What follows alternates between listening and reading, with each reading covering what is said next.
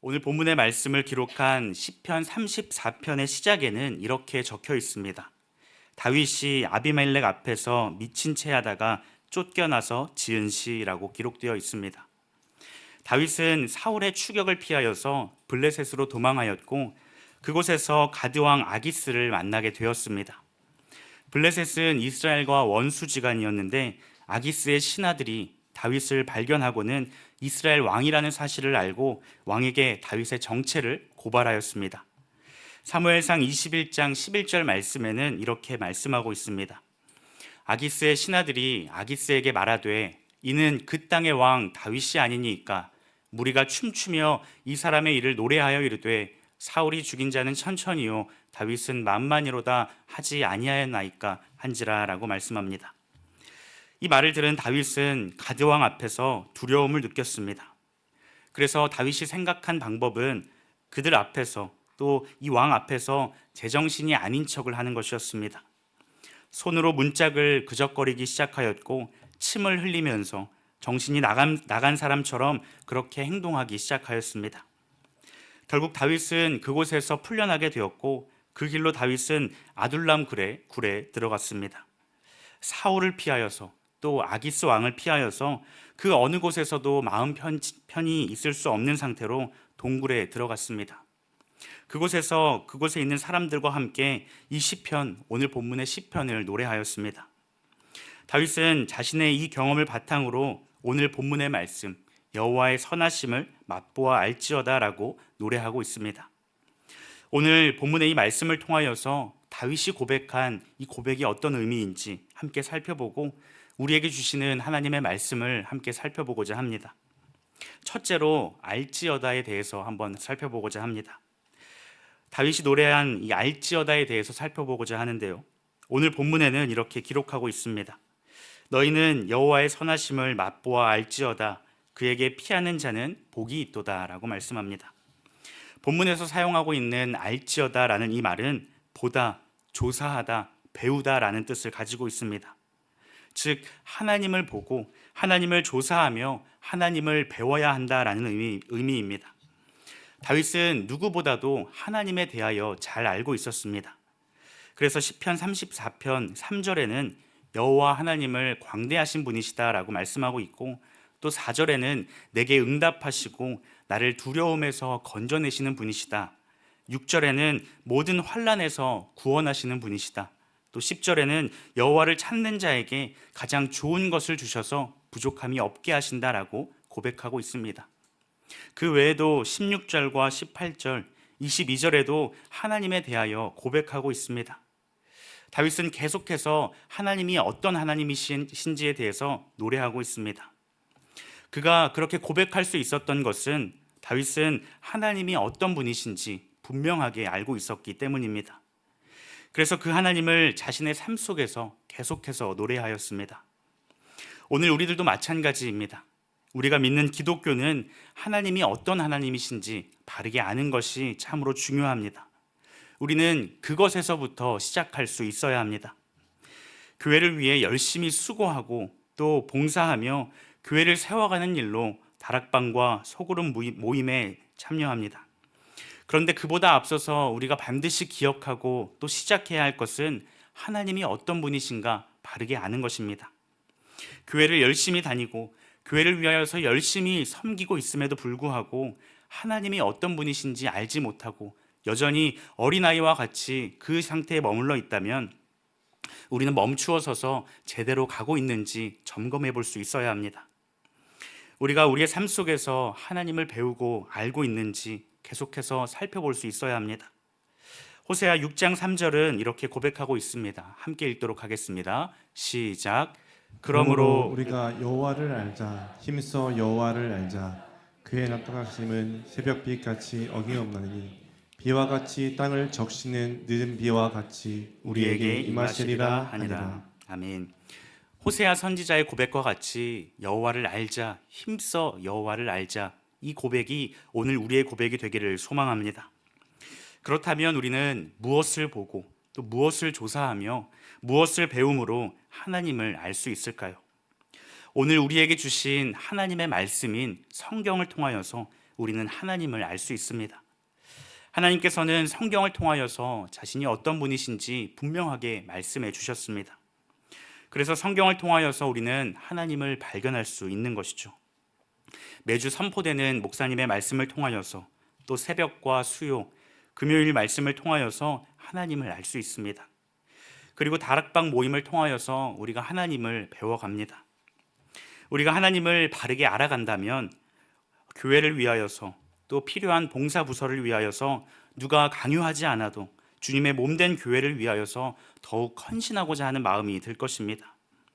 또 다락방에서 만난 형제와 자매, 옆에 있는 지체들을 바라보면서 힘써 기도하기를 마치 내일처럼 함께 기뻐하고 함께 아파하며 함께 울어줄 수 있는 그런 공동체가 될 것입니다. 성도와의 교제가 때로는 우리에게 짐이 되고 또 부담이 되기도 하지만 그 교제를 통하여서 이웃 사랑을 깨달을 수 있기에 우리는 기쁨으로 기꺼이 그 모임 가운데 나아갈 것입니다.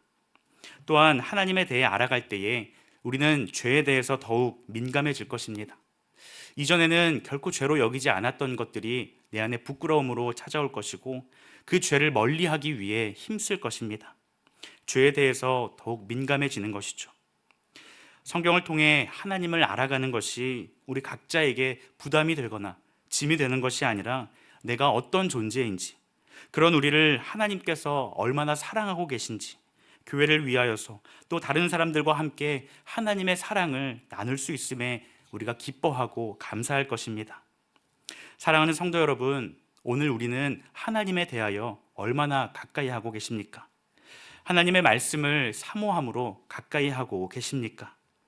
교회에서 말씀에 중심을 두고 태필린 또 성경 읽기, 큐티를 하는 이유가 무엇입니까? 하나님의 말씀을 통해 하나님을 아는 것이 그만큼 중요하기 때문입니다. 우리 삶에 하나님을 아는 것보다, 그 말씀을 가까이 하여서 하나님을 바르게 깨닫는 것보다 더 중요한 것은 없습니다. 그래서 다른 어떤 것에서 시작하는 것이 아니라 우리가 하나님의 말씀으로서 하나님을 알아가는 일에서 다시 시작할 수 있기를 소망합니다. 하나님께서 우리에게 말씀하신 이 성경을 통하여서 하나님을 더욱 바르게 깨닫는 우리 모두가 되기를 소망합니다. 둘째로 맛보아입니다. 오늘 본문에는 이렇게 말씀합니다. 너희는 여호와의 선하심을 맛보아 알지어다. 그에게 피하는 자는 복이 있도다. 여기서 맛보다라고 하는 이 단어는 먹다, 맛보다라는 의미를 가지고 있습니다. 이것은 다시 말해서 체험하는 것을 의미합니다. 요즘은 TV나 또 유튜브를 통하여서 맛집이 참 많이 소개됩니다.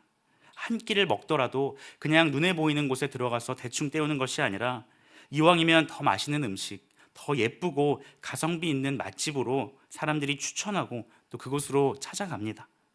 30분은 기본이고 2시간, 3시간 그 이상도 기다리며 그 음식을 먹습니다.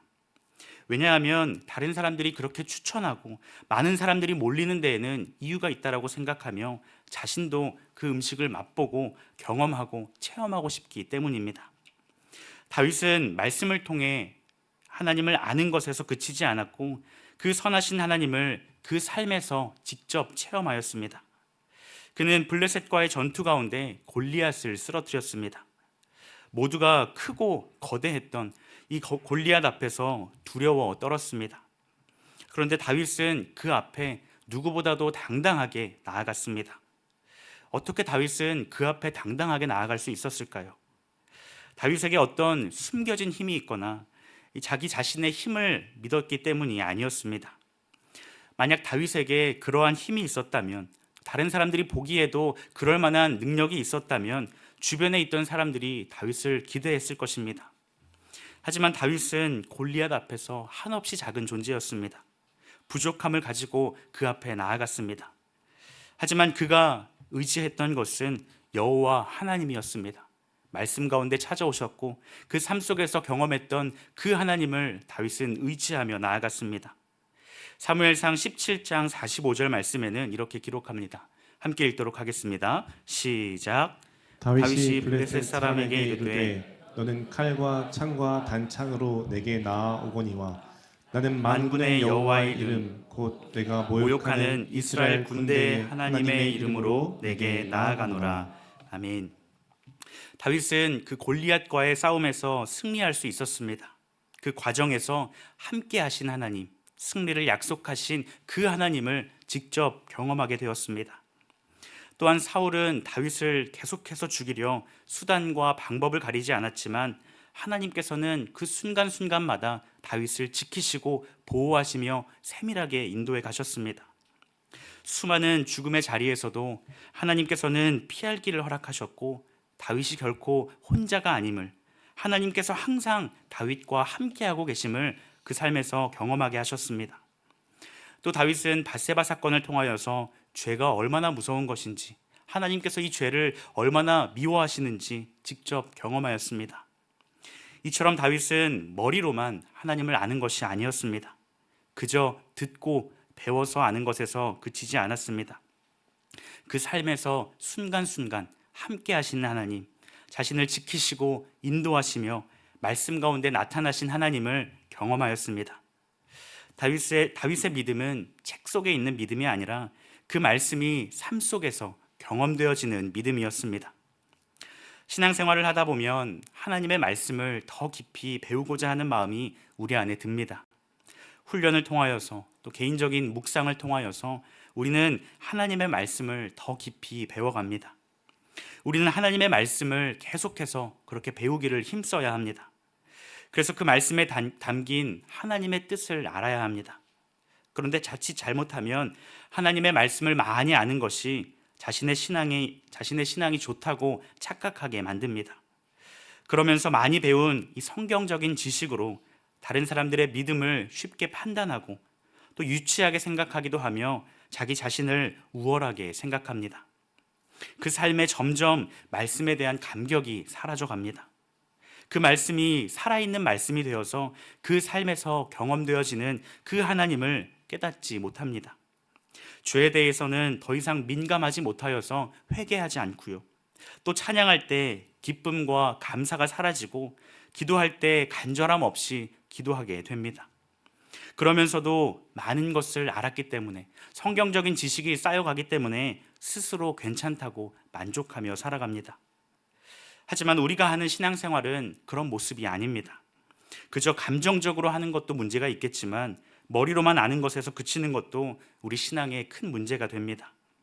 오늘 본문은 우리가 하는 신앙생활이 어떠해야 하는지를 분명하게 말씀합니다.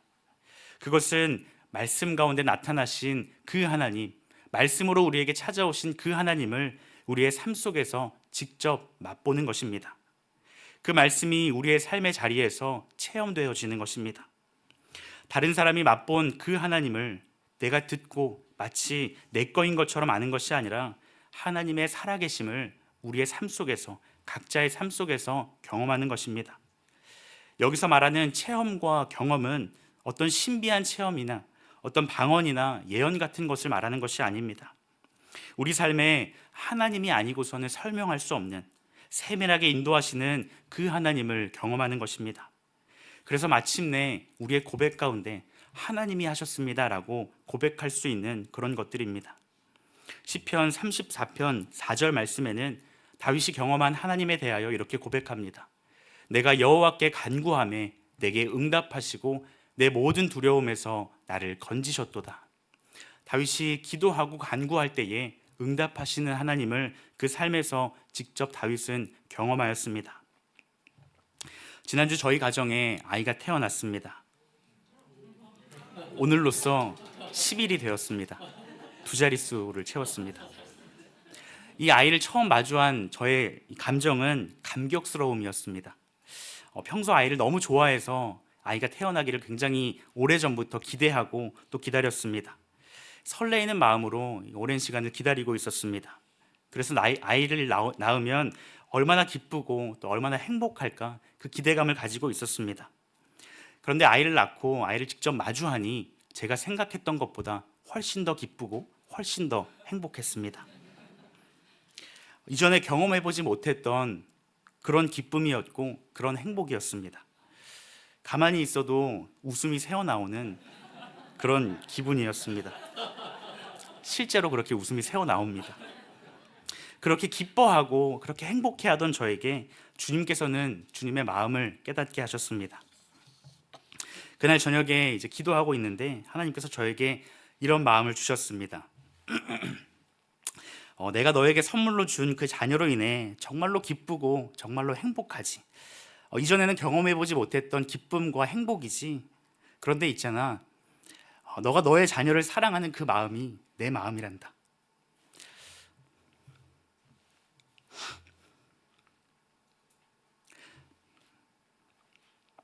그보다 더 사랑하는 마음으로 내가 너를 사랑하고 있었단다. 너는 이제 한 일주일 정도 너의 자녀를 사랑하고 있는데 나는 온 세상을 창조하기 전부터 너를 사랑하고 있었단다. 그리고 너는 언젠가는 그 마음이 변할 수도 있겠지만 내 사랑은 결코 변하지 않는단다. 주님께서 저에게 그런 마음을 주셨습니다.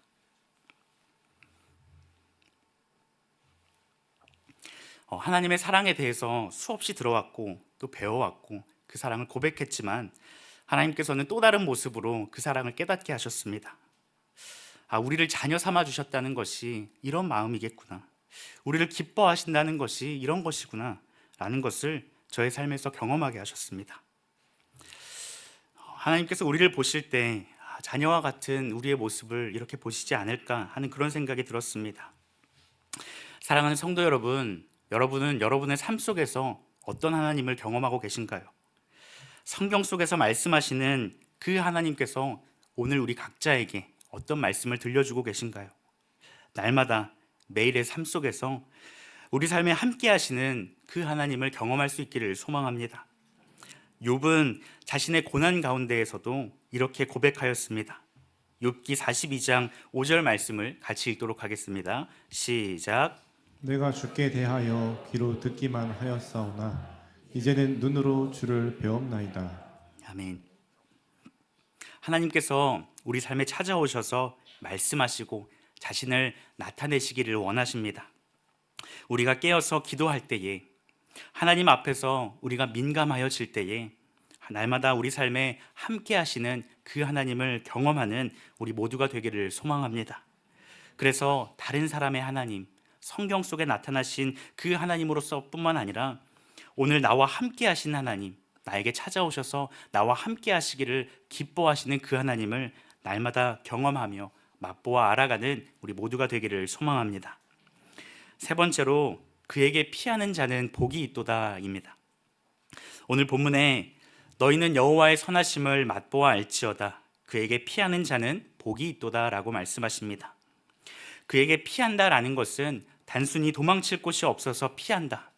그분 피한다라는 것이 아니라 그분 안에 온전히 머무는 것이며 그분을 전적으로 신뢰하는 것을 의미합니다. 지속적이고 전인격적인 신뢰를 의미합니다.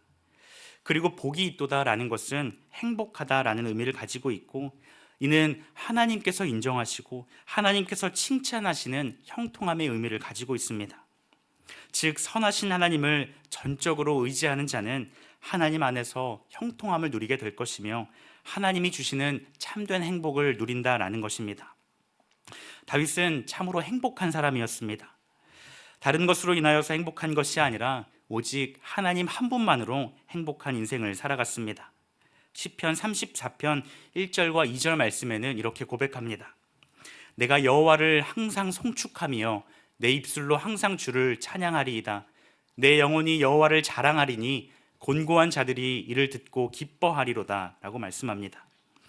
우리가 잘 아는 것처럼 다윗은 자신의 삶의 형편을 바라보면서 행복하다 말하지 않았습니다. 그것들로 기뻐하지 않았습니다.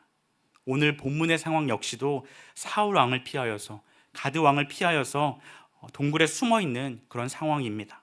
두려움과 위기 가운데 불안함 가운데 그런 삶을 살아가고 있었습니다. 그럼에도 그의 고백이 무엇입니까? 항상 주를 찬양한다라는 것입니다. 시편 23편 5절 말씀에 주께서 내 원수의 목전에서 내게 상을 차려주시고 기름을 내 머리에 부으셨으니 내 잔이 넘치나이다 라고 말씀합니다. 다윗은 그 삶에서 진짜 행복이 무엇인지 발견하였습니다. 그래서 다윗은 다른 것이 아니라 하나님께 피하였고 하나님만을 의지하였습니다. 오늘날 많은 그리스도인들은 신앙생활 가운데 그 기쁨을 누리지 못하는 경우가 있습니다. 봉사하는 것에 힘겨워하며 지쳐있는 모습들을 보게 됩니다. 또 헌금하는 것과 교회를 위해 헌신하는 것에 대하여 부담을 느끼고 또 시험에 들기도 합니다. 더 엄격한 잣대로서 교회 다니는 사람이 왜 그러냐, 그런 소리를 듣기도 하고요. 또 교회 다니는 사람은 어떻게 살아야 된다, 그런 말을 듣기도 합니다. 이런 말을 들을 때면 부담이 확 몰려오고 세상 속에서 자신이 그리스도인이라는 것을 들키지 않기 위해 최대한 조심스럽게 말하고 행동합니다. 우리에게 필요한 것은 하나님으로 인해 행복한 인생이 참으로 복된 인생이다라는 것을 깨닫는 것입니다. 하나님을 만나는 일이, 하나님에 머무르는 것이 인생의 참으로 행복한 것이라는 것을 우리 삶에 깨닫는 것입니다.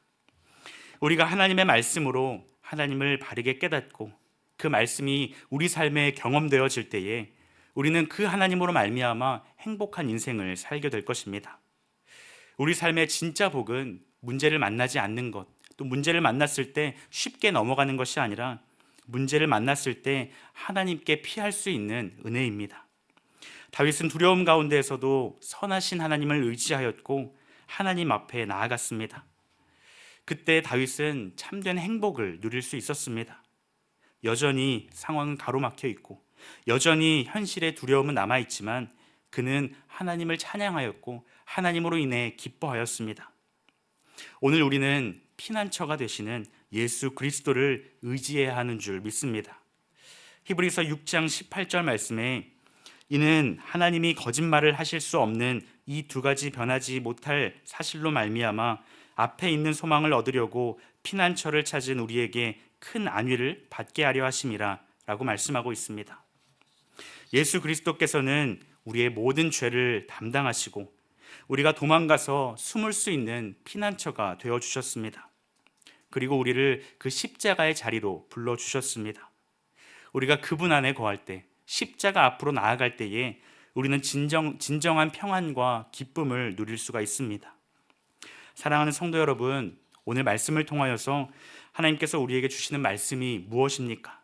다시 말씀으로 돌아가라는 것입니다. 그 말씀 앞에서 하나님이 어떤 하나님이신지 바르게 깨닫는 우리가 되기를 소망합니다. 그리하여서 하나님이 은혜로우시고 또 자비로우시고 또 때로는 공의로우신 하나님이심을 바르게 깨닫는 우리가 되기를 소망합니다. 또한 그 하나님께서 그저 성경 속에서만 나타나시는 것이 아니라 우리의 삶 속에서도 경험되어질 수 있기를 소망합니다. 점점 메말라가고 차갑게 식어가는 우리의 마음이 오늘도 우리에게 찾아오시고 우리를 만나기를 기뻐하시는 그 하나님을 경험함으로 다시 뜨거워질 수 있기를 소망합니다.